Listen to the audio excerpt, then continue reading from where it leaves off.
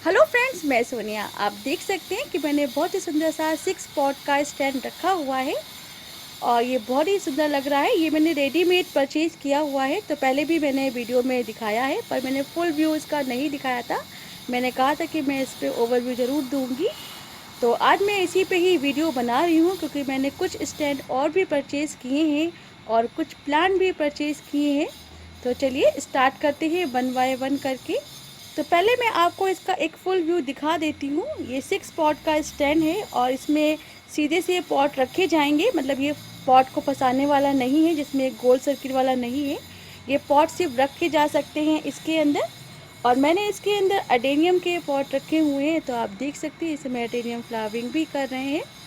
पर पॉट कुछ थोड़े से जो मेरे प्लांट है एडेनियम के, वो थोड़े से बड़े हो गए हैं, तो प्रॉपर वे में अच्छे से पॉट आ नहीं रहे हैं। तो ऊपर वाले तो अच्छे से आ गए हैं, पर नीचे वाले जो मेरे एडेनियम के पॉट हैं वो प्रॉपर वे में नहीं आ रहे हैं। तो प्लांट फंस रहा है इनमें। तो थोड़े से ये तो डिपेंड करता है कि मैं इनकी कटिंग कर दूंगी, क्योंकि जब इनका फरवरी सीजन आएगा तो मैं कटिंग कर दूंगी, तो ये शेप में आ जाएंगे। पर बहुत ही अच्छे लग रहे हैं इस स्टैंड के ऊपर। तो ये मैंने रेडीमेड स्टैंड लिया था और ये इसकी जो आयरन है बहुत अच्छा सॉलिड आयरन पे बना हुआ है ये। तो पूरा एक व्यू आपको दिखाती जाती हूँ। और अच्छा मोटाई है इसके जो स्टैंड की। तो ये भी अच्छे से आयरन की पूरी सॉलिड है जिस पे कि ये पॉट रखा हुआ है। मुझे लग रहा था कहीं ये मुड़ ना जाए, पर ये अच्छा है, बहुत ही सॉलिड आयरन पे बने हुए हैं, तो कहीं से मुड़ने का सवाल नहीं है। और ये भी अच्छा आयरन का है, तो काफ़ी अच्छी बना हुआ है ये। तो इसका प्राइस मुझे 25 का मुझे बोला था उनने, पर मैंने उसे 2000 उन्हें पे किए हैं। और मैं थोड़ा सा और भी कम करना चाह रही थी, पर वो 2000 पे ही स्टेबल हो गए। तो ठीक लगा मुझे 2000, क्योंकि बहुत ही महंगे आ रहे हैं आजकल स्टैंड रेडीमेड।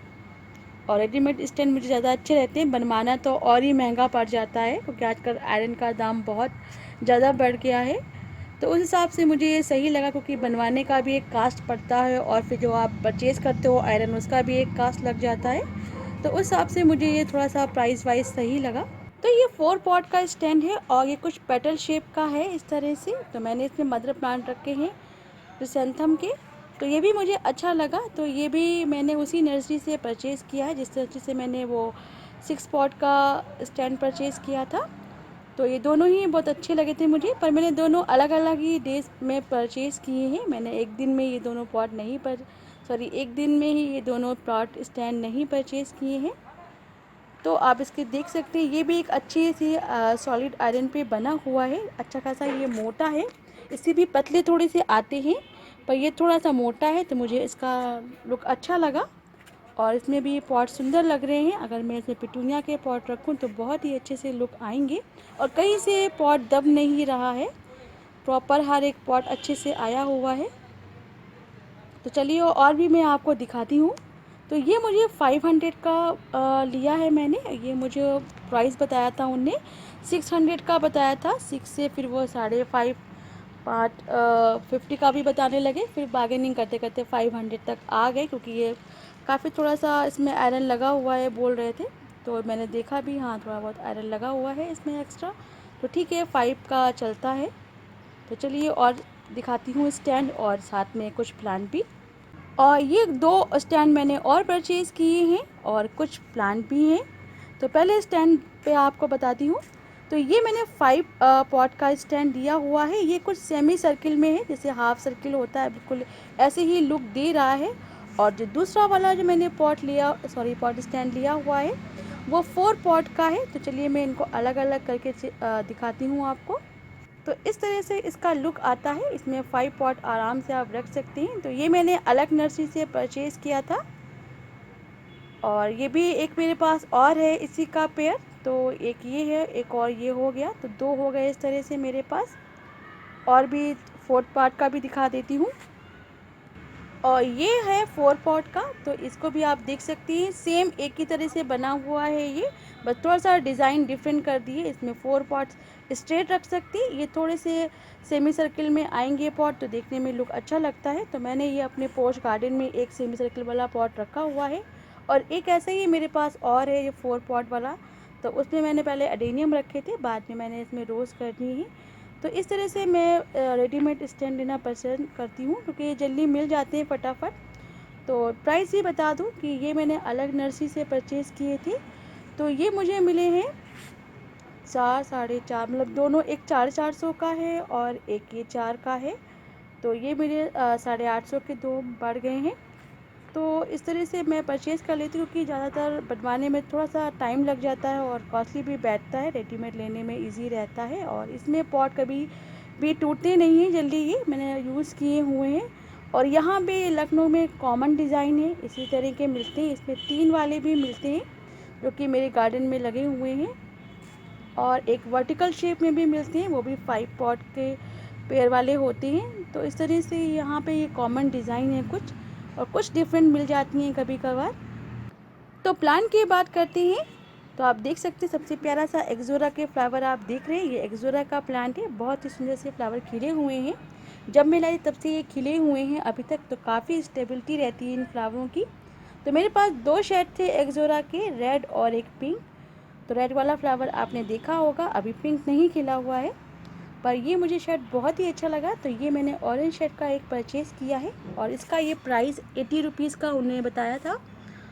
100 का बता रहे थे, बार्गेनिंग करके 80 रुपीज़ का लगा दिया उन लोगों ने। ज़्यादा बार्गेनिंग नहीं करती ही। और ये ओलमंडा है, ये पर्पल शेड जिसमें जैसे फ्लावर निकलता है वो वाला है। तो ये मुझे बहुत कम मिलता है यहाँ पे।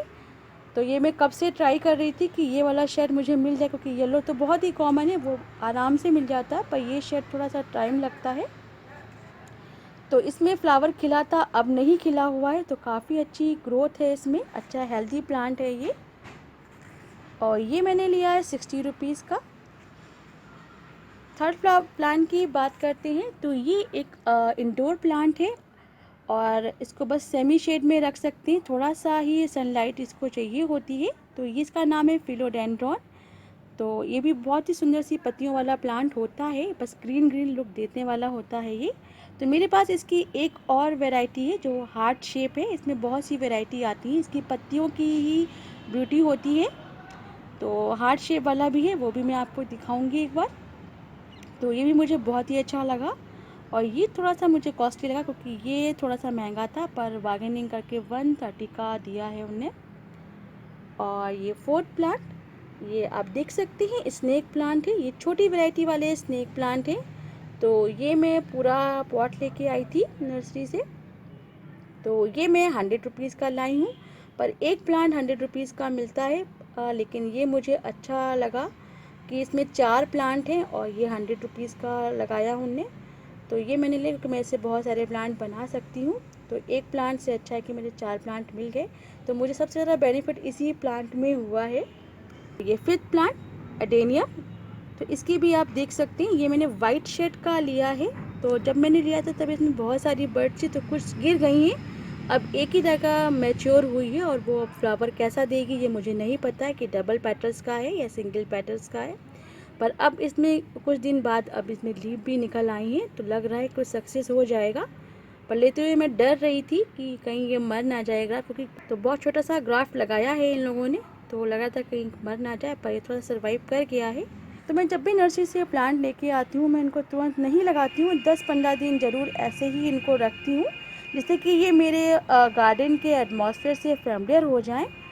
और उसके बाद ही मैं इनको धीरे धीरे करके पॉट देती हूँ, एकदम से नहीं देती हूँ। आपको भी ऐसे ही करना चाहिए, एकदम से प्लांट को तुरंत पॉट में नहीं लगाना चाहिए। और दूसरा, एक पॉट की जो सॉइल है कभी भी आप डिस्टर्ब नहीं करें। प्लांट इन सॉइल से बहुत फेमिलियर होते हैं, क्योंकि ये इनमें ही स्टार्टिंग से लगे होते हैं और इनमें ही अच्छे से ग्रोथ कर रहे होते हैं। और जैसे ही अगर हम इनकी सॉइल को हटा के रूट ओपन करते हैं, तो ये बहुत स्ट्रेस कंडीशन में चले जाते हैं, और फिर ये ख़राब होने का भी डर रहता है। तो मैं कभी भी इनको डिस्टर्ब नहीं करती हूँ।